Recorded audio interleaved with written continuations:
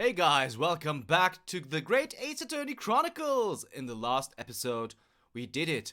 We actually swayed the opinion of the jury in the summation examination, and we played them to each other, and it was really cool. Check out the last episode if you haven't already. So, right now we do have the non-guilty verdict in favor right now because of that. And right now we are about to cross-examine the witnesses again. So let's just get into it and see how things unfold. So, Lord von Zieks, continue to substantiate the case for the prosecution, if you please.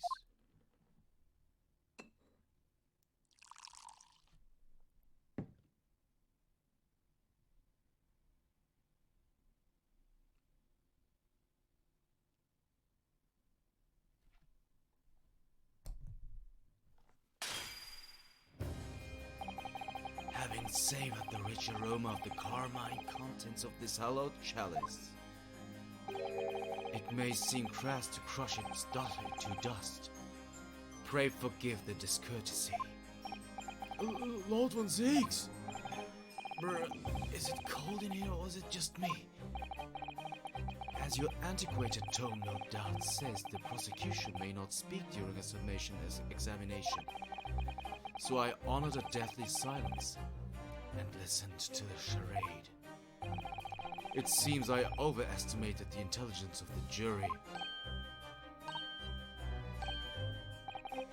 Well, no matter. There is nothing so hard to prove as a self-evident truth, it would seem. No, and why else would we grace the courtroom with our presence after all? So, let us proceed to the next round of battle.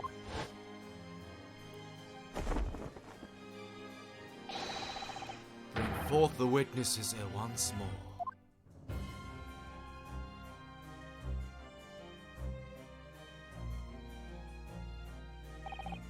Witnesses, I trust you heard the summation examination we have just had to endure.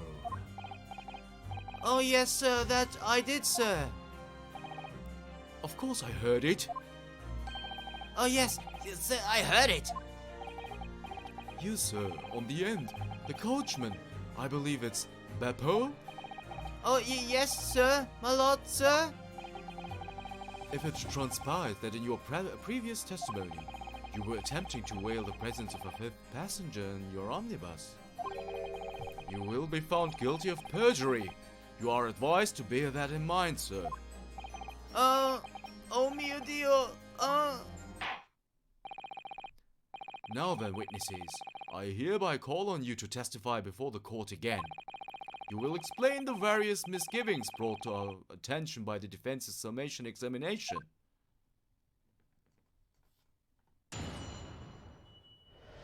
Okay, so let's hear about the various misgivings. I only carried four passengers that night. I swear it, but Well, I for one was told I had to pay 5 pence for the bus. He fiddled us on the fare. He did, and then I saw that blood-curdling sight as well. It's all too much. I tell you, I saw McGilded stabbing that man. Everything I said before stands. Oh yes, he stabbed him. Yes, he did. I think so. Yes. Not very convincing here. Counsel, make sense of this for me, please. The phantom fifth passenger conjured into existence by my learned Eastern friend never existed.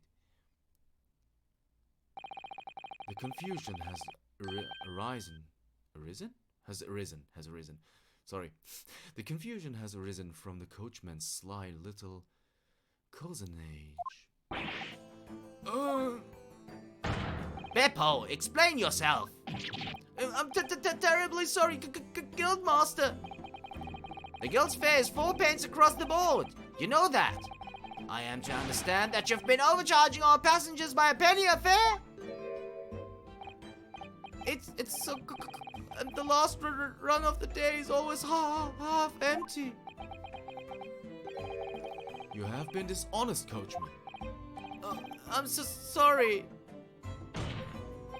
You're a disgrace, Peppo! A disgrace! And your selfish actions have brought dishonor on the entire guild.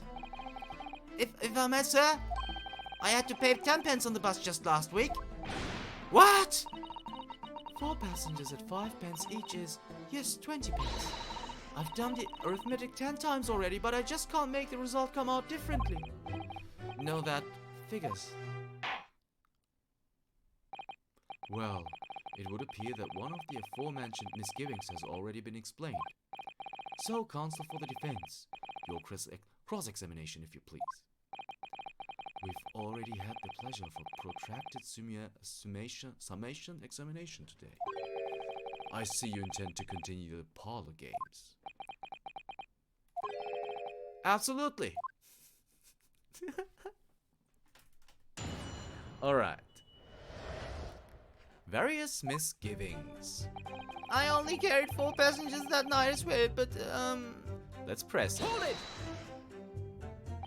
So, there were only 4 passengers on your carriage, but you didn't charge them the standard 4 pence fare. Is that right? It's impossible to make the last run of the day pay. It was so cold, it was all cold, but all to stop myself passing out. I'm getting chilblains just listening to you. It was terrible, so I wanted to give myself a pat on the back for even keeping the bus running. Doesn't a dedicated coachman deserve an extra penny per passenger? You're digging a deeper hole for yourself here. If only there had been a 5th passenger on the omnibus that night, then we would have had another suspect. Well, I for one was told I had to pay 5 pence for the bus. Press him. Does that mean everyone on board that night paid 5 pence instead of 4? Well, I paid 5 pence too, sir. And I just told you that I did. A flat of 5 pence across the board. It's not something to be proud of. The so-called discrepancy my learned friend identified was nothing of the sort. Much like the phantom killer you desperately needed, it's gone, dead and buried. I'd have been happy if it had ever existed in the first place. He fiddled us on the fare, he did, and then I saw that blood-curdling sight as well. It's all too much. Hold it! Press him. Or her. This blood-curdling sight, you mean the murder, I presume? Yes, sir! A loathsome sight. No one should have to witness the horror in the eyes of a man at the moment his life is taken. Oh, well, no, exactly, sir. I mean, I didn't actually see the exact moment the gent was stabbed. Good gracious! Really? We have another witness who did, however. The banker has already testified to it. But Mr. First didn't actually see the point at which the victim was killed. That may turn out to be very significant. I heard the banker gent next to me take a sharp intake of breath. See? That's when I looked through the glass. That's when I saw that horrible blade poking out from his belly, all covered in blood. Every time I see a knife now, I can't help screaming, even when I'm eating. I tell you, I saw MacGilded stabbing that man. Everything I said before stands. Hold it! Okay. So you saw the defendant, Mr. MacGilded, stabbing the victim, Mr. Mason, who was sitting next to him. That's what I said, isn't it? It was bothering me before this was. For just a brief moment, he hesitated before answering the question. Anyway, there was only the 2 of them inside the carriage, wasn't there? There's been much talk of a 5th passenger, but as yet, 0 evidence. Then what are we wasting all this time for, huh? It's black and white. The man's guilty. Something about Mr. Fairplay's testimony just jars with me. I wish I could work out what it was.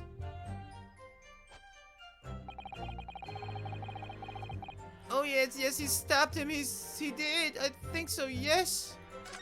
Whoops. Oh no, I misclicked. Not long ago, this trial very nearly came to an end.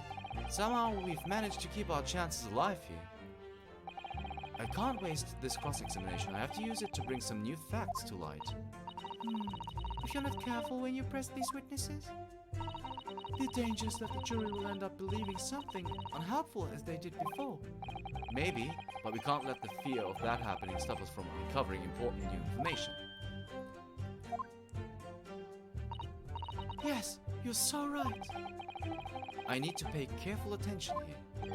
I don't want to miss even a flicker of a reaction among the witnesses. Remember, if you happen to spot one of the witnesses reacting in a strange way, don't hesitate to pursue them as to the reason. Yeah, but I have to press the last statement still. Alright, so let's press it. Earlier you testified that you saw the moment when the defendant allegedly stabbed the victim, didn't you? Oh, yes, that's right. You said that the victim was on the floor and described the assailant holding the knife in an ice pick grip. I suppose I might have, yes, put the cart before the horse, maybe. What's this? Well, I'm quite sure about most of it. I was driving the horses when I heard a scream from the seats on the roof deck. Oh, I expect that was me, sir. Then, when I turned around, yes, I saw it through the skylight. The gentleman was on the floor and the knife was sticking up out of his midriff. That's right, sir.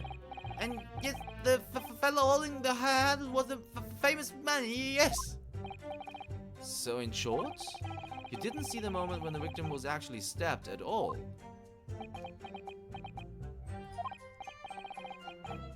I really thought that I did, but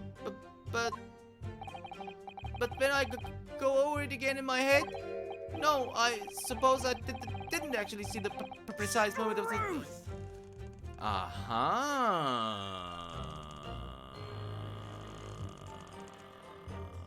Did I?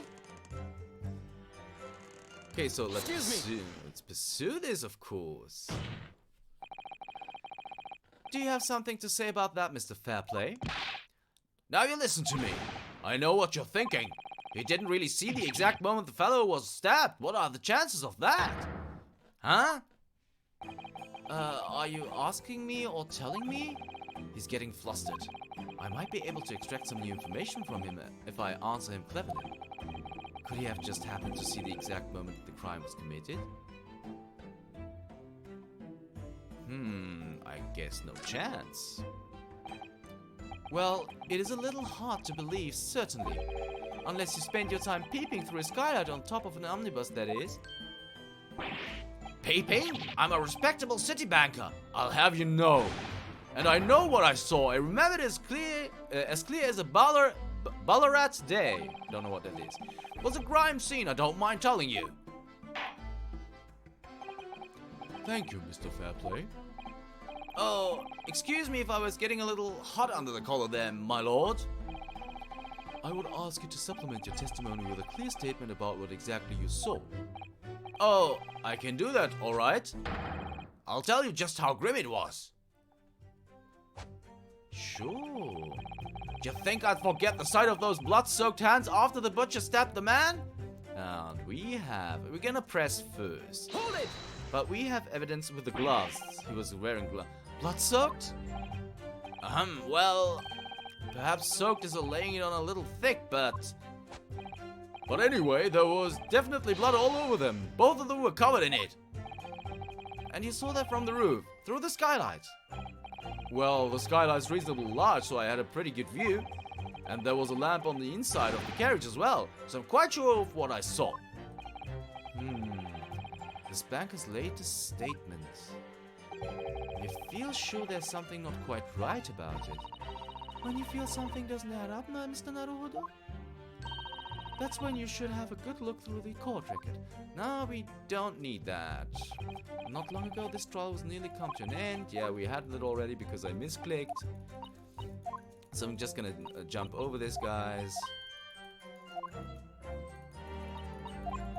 Yes, we know about this. We got a glance at Susato-san, so that's all fine. So we're gonna... And now we're gonna present the glove. Objection! Blood-soaked hands.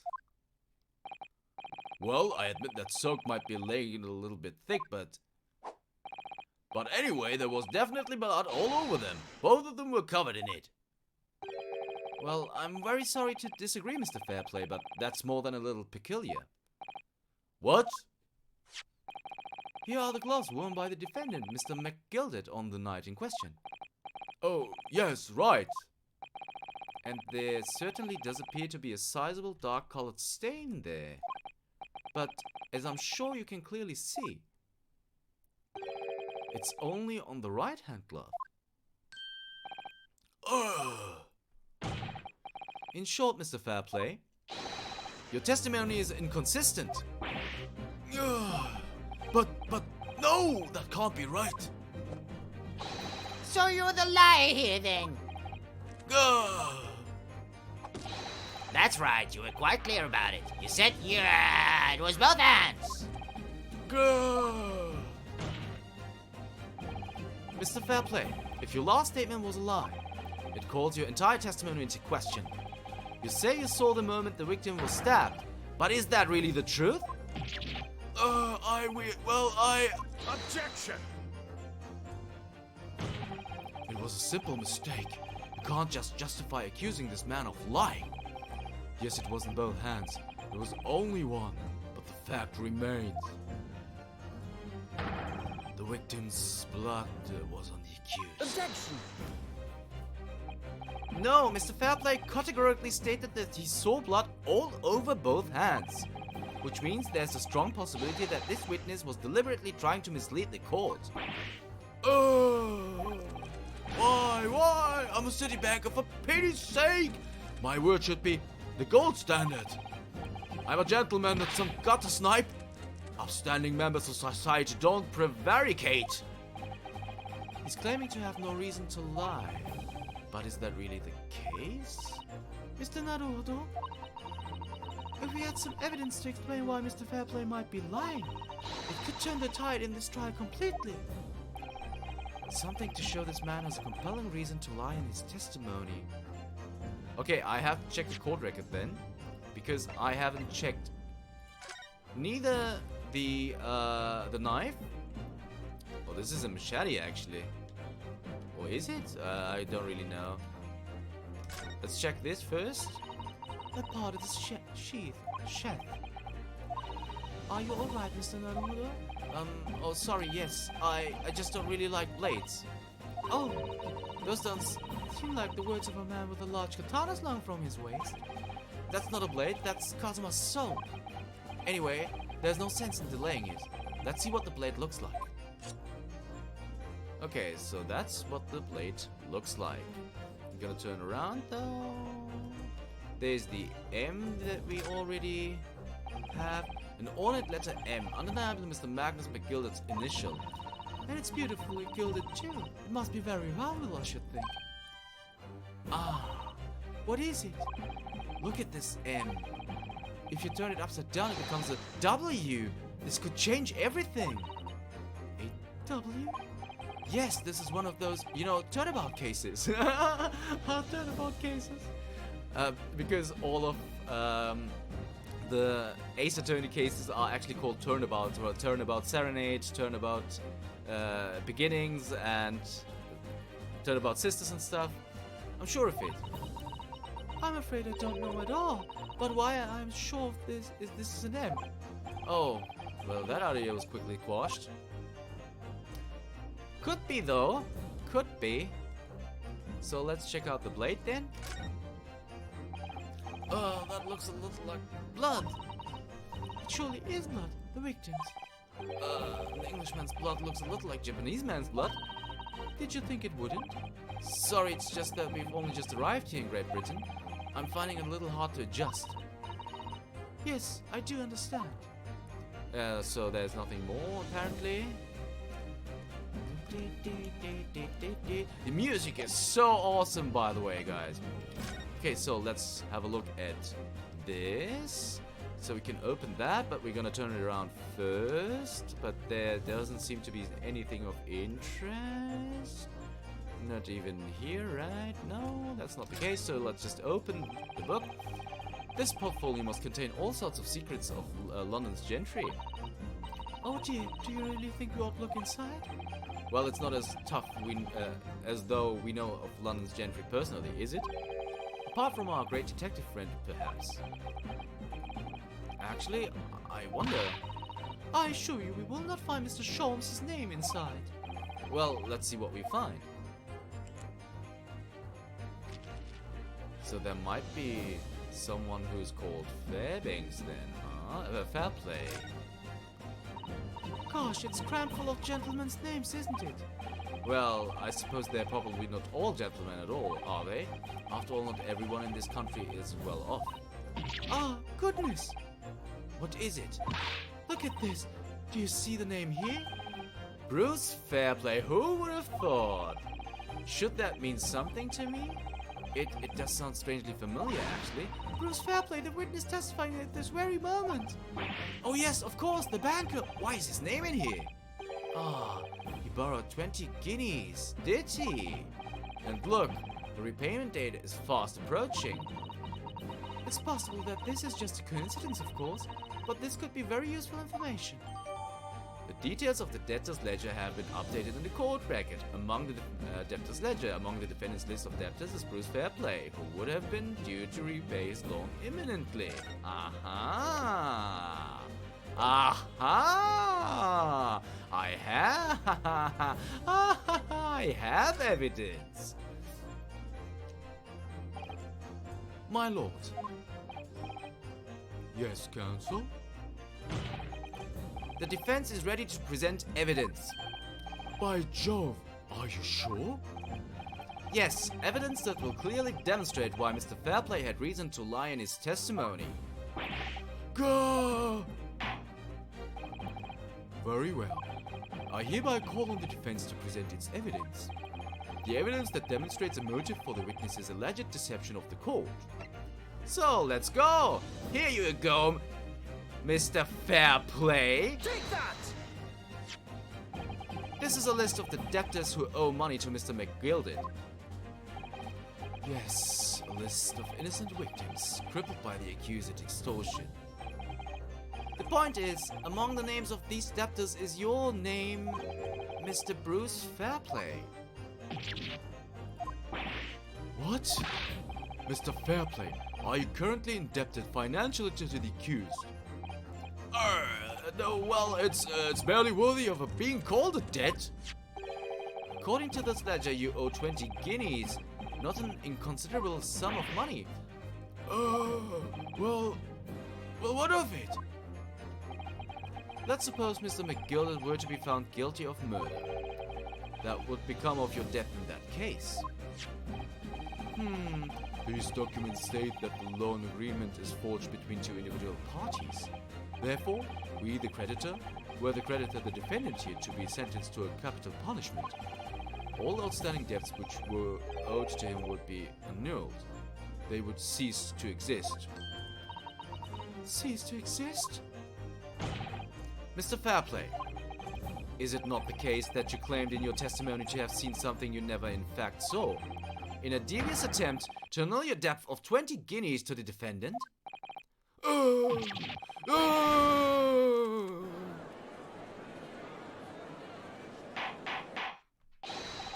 Order, order, order. Mr. Bruce Fairplay. Yes, my lord. Let me ask you again. And be aware that your answer may have most serious implications upon your future, sir. Did you or did you not see the precise moment in time at which the defendant is alleged to have thrust a knife into the victim?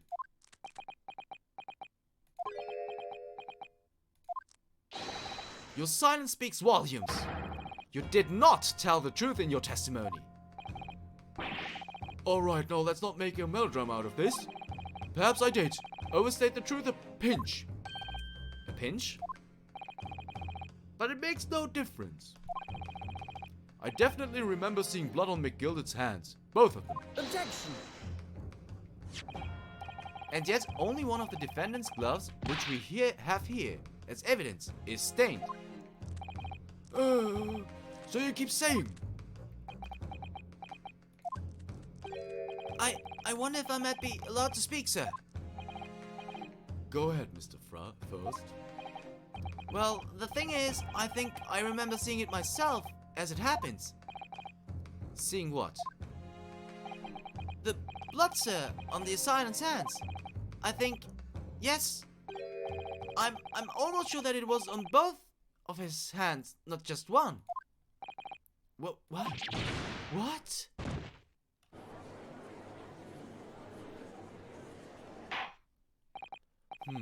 It would appear that we're going to need further testimony from all your witnesses. This time, I would like to know precisely what you did and what you did not see. Do I make myself perfectly clear? Yeah. Mr. Naruhodo? This is good news. The course of the trial seems to have shifted slightly at last. Yes. I might finally have a chance to turn things around here.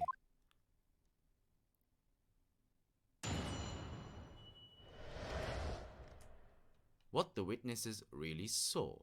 But I'm sorry guys, we almost reached the half-hour mark, and if you want to know what the witnesses really saw, you will have to tune in for the next episode of the Great Ace Attorney Chronicles. See you then.